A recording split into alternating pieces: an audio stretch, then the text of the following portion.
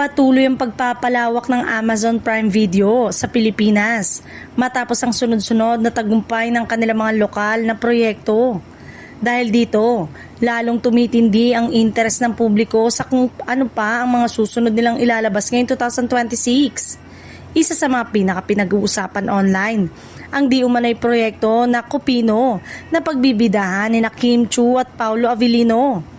Marami ang umaasang matutuloy ito lalo na't napatunayan na ng dalawa ang kanilang chemistry sa mga nakaraang proyekto.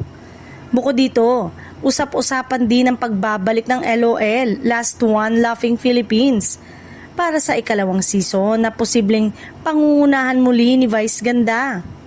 Kung magbabalik ito, inaasahang mas magiging masaya at mas mapangha sa mga susunod na episode. Samantala, malakas din ang ingay ng seryeng The Loyalty Game na pinagbibidahan ni Jericho Rosales, Janine Gutierrez, Sofia Andres at Yen Santos.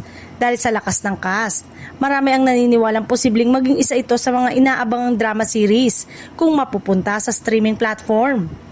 Hindi rin mawawala ang usapan ng umano'y proyekto ni Joshua Garcia at Ivana Alawi na Love is Never Gone. Bagamat wala pang opisyal na detalye, agad itong nakakuha ng atensyon ng fans online.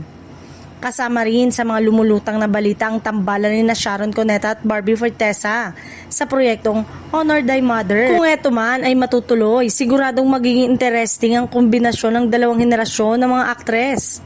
Dagdag pa rito, pinag-uusapan din ng Quezon na pagbibidahan ni Jericho Rosales. Marami ang umaasang ito ay magiging isang malaking proyekto bagamat hindi pa malinaw kung ito ba ay pelikula o serye sa streaming platform.